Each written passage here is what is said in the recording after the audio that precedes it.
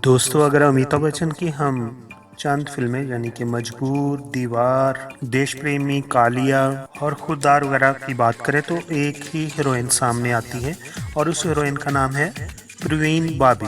प्रवीण बाबी 4 अप्रैल 1949 को जूनागढ़, गुजरात में पैदा हुई हैं। प्रवीण बाबी का तलक एक मुस्लिम फैमिली से था। प्रवीण बाबी की वालदा का नाम जमाल बख्ते बाबी था और उनके वालिद का नाम वली मोहम्मद खान बाबी था। बाबी उनका खानदानी नाम था। प्रवीण बाबी के वालिद ने नवाब ऑफ जूनागढ़ के साथ एज ए एडमिनिस्ट्रेटर काम किया था। प्रवीण बाबी की उम्र अभी 10 वर्ष थी कि उनके वालिद का इंतकाल हो गया। दोस्तों, ये भी याद रहे कि प्रवीण बाबी अपने वालिदैन के यहाँ शादी के बाद तकरीबन 14 साल के बाद पैदा हुई। अब हम बात करते हैं प्रवीण बाबी की एजुकेशन की। तो उन्होंने इब्तदाई तालीम माउंट कैर्मल हाई स्कूल से हासिल की और फिर उन्होंने एसटी एग्जीवियर कॉलेज को ज्वाइन कर लिया और वहां से उन्होंने bachelor of arts in English literature में डिग्री हासिल की। 1970 और 80 की दहाई की बात करें तो बॉलीवुड पर प्रवीण बाबी की हुक्मरानी कायम रही और इसके अलावा उन्होंने सही मायनों में एक हीरोइन की तस्वीर लोगों को दिखाई। वो जब जब स्क्रीन पर आईं, लोगों ने उनको पसंद किया। उन्होंने अपनी फिल्मों में मुनफरद किरदार अदा किए जो बाद में ट्रेंड बन गए और तभी ही वो ट्रेंड सेटअप करने वाली हीरोइन बन गई। प्रवीण बाबी ने अपने फनी कारीगर का आगाज बॉलीवुड फिल्म चरिता में काम करके शुरू किया और ये फिल्म इतनी कामयाब नहीं हुई बल्कि नाकाम फिल्मों में शामिल हो गई। फिर उन्होंने दूसरी फिल्म जो बनाई, उस फिल्म का नाम था धुएं की लकीर, लेकिन ये फिल्म भी बुरी तरह नाकाम हुई। अब हम उस फिल्म की बात करते हैं जिसने प्रवीण बाबी को रातों रात शोहरत बख्श दी और वो एक कामयाब हीरोइन के तौर पर सामने आ गई।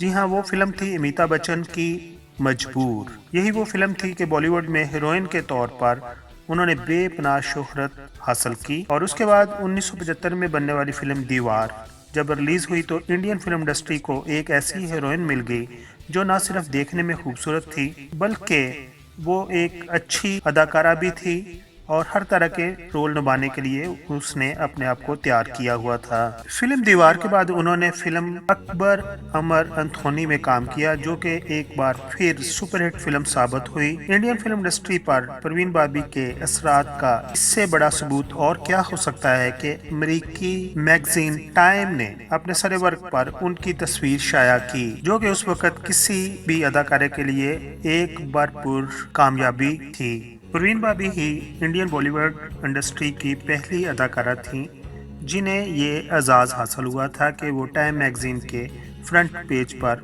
उनकी तस्वीर शाया हुई थी। उन्होंने फिल्मों में इतनी शोहरत की बुलंदियों को छू लिया था कि देखते देखते वो फिल्मी शायकीन की चहेती अदाकारा बन गईं। 70 और 1980 की दहाई में उन्हें ग्लैमर गर्ल, सेक्स संबल के नाम से पुकारा जाने लगा। अब हम बात करते हैं कि उन्होंने कौन सी सुपरहिट फिल्में दी। तो उनमें शामिल है नमक हलाल, कालिया, दीवार, सुहाग, बर्निंग ट्रेन, दार, रजिया सुल्ताना, मामा बांजा, चलता पुर्जा, चांदी सोना, मजदूर जिंदाबाद, दिल आखिर दिल है, चोर पुलिस, मंगल पांडे, बद और बदनाम, बॉन्ड 303, करम युद्ध, अविनाश, इरादा वगैरह शामिल हैं। अब हम बात करते हैं प्रवीण बाबी की ज़वाजी ज़िंदगी की। उन्होंने शादी नहीं की थी लेकिन उसके साथ साथ वो मुख्तलिफ अदाकारों के साथ रिलेशनशिप में रही जिनमें कबीर बेदी और डायरेक्टर महेश भट्ट और उसके साथ साथ उनके साथ आने वाले ज़्यादा फिल्मों में हीरो अमिताभ बच्चन शामिल हैं। ये 1970 की दहाई थी जब वो कामयाब अदाकारा थीं और उनका जो रिलेशनशिप चल रहा था वो कबीर बेदी से चल रहा था, लेकिन उनके साथ उनका ब्रेकअप हो गया और फिर उनके करीब महेश भट्ट आ गए। महेश भट्ट क्योंकि पहले से ही शादीशुदा थे लेकिन वो प्रवीण बाबी को बहुत ज़्यादा पसंद करते थे और उनके आगे वो मजबूर थे और उनसे मोहब्बत कर बैठे थे। ये वो वक़्त था जब प्रवीण बाबी कुछ ही वक़्त पहले कबीर बेदी से अलग हुई थीं और अपने टूटे हुए दिल के हिस्से को समेट रही थीं। महेश भट्ट कहते हैं कि प्रवीण बाबी की जहानत और उनकी मुस्कुराहट मुझे काफ़ी पसंद थी और वो बहुत पढ़ी लिखी थीं और ज़हीन औरत थीं। एक दिन महेश भट्ट जब प्रवीण बाबी को मिलने गए तो उन्होंने देखा कि प्रवीण भाभी ने अपने हाथ में एक चाकू पकड़ा हुआ है और वो अंधेरे में खड़ी हैं। उसी दिन महेश भट्ट को मालूम हुआ कि प्रवीण भाभी को दिमागी बीमारी है, जो बीमारी उनके वालिद से विरासत में मिली है उन्हें, और वो कभी इबादत करने लगती थीं और कभी वो खुद को नुकसान पहुंचाने लगती थीं। महेश भट्ट ने अपनी तरफ से प्रवीण भाभी को ठीक करने की पूरी कोशिश की, उन्हें इलाज के लिए बैरून मुल्क भी भिजवाया, लेकिन प्रवीण भाभी की बीमारी दिन ब दिन खतरनाक होती चली गई। इसी दौरान महेश भट्ट ने फिल्म अर्थ लिखनी शुरू की, क्योंकि अर्थ फिल्म के बारे में यही कहा जाता है कि ये महेश भट्ट की अपनी ज़िंदगी की स्टोरी है।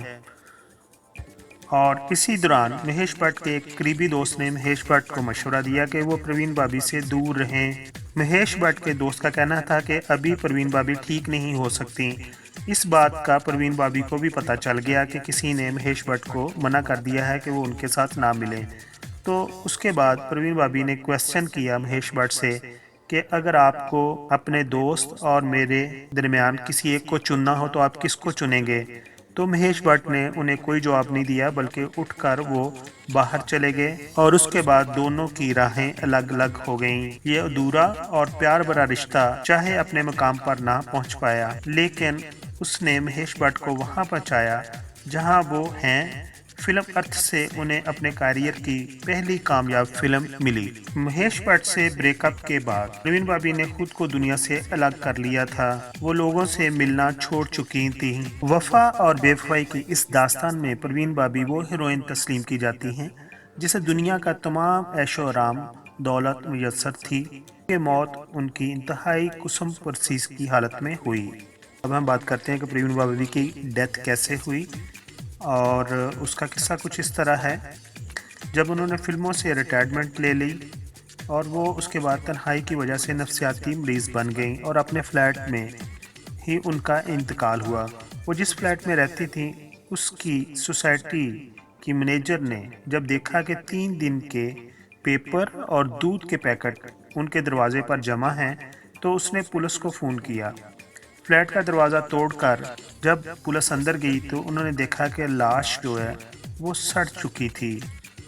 प्रवीण भाभी 20 जनवरी 2005 को ज़ियाबितस के मर्ज़ की वजह से इंतकाल कर गईं और अपने खालके हकीकी से जा मिली।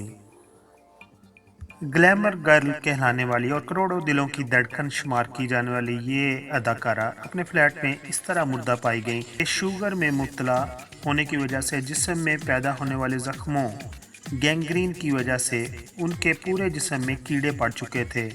उनकी लाश के करीब व्हील चेयर पर से पता चलता था कि वो अपनी उम्र के आखिरी याम में चलने फिरने से भी माजूर हो चुकी थीं। उनका पेट फूला हुआ था। इसके अलावा जिस्म के अंदर से शदीद ताफन की वजह से मौका पर मौजूद लोगों का कमरे में खड़ा होना मुश्किल हो रहा था। और जब उनकी लाश का पोस्टमार्टम हुआ तो उसके मुताबिक पता चला कि प्रवीण भाभी ने खुद को कई दिन से भूखा रखा हुआ था। प्रवीण भाभी इतनी अकेली थीं कि उनकी बॉडी को दफनाने के लिए कोई भी नहीं था, लेकिन फिर वो महेश भट्ट ही थे कि उन्होंने उनकी डेड बॉडी को सुपुर्द खाक किया। आखिर पर हम दुआगो हैं कि वो एक मुस्लिम अदाकारा थी, तो अल्लाह ताला उनको जवार रहमत में जगह अता फरमाए।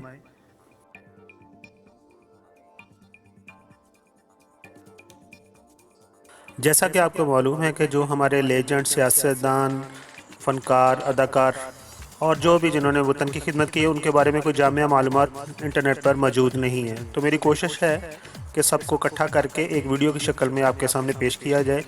और अगर आपको ये मेरी कावश पसंद आई हो तो प्लीज़ मेरे चैनल को सपोर्ट कीजिए और इसको सब्सक्राइब कीजिए।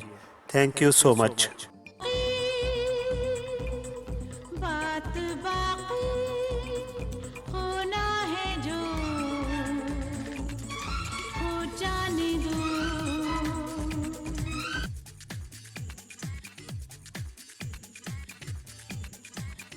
जाने मन हसीन दिलरुबा मिले तो दिल जवा निसार हो गया।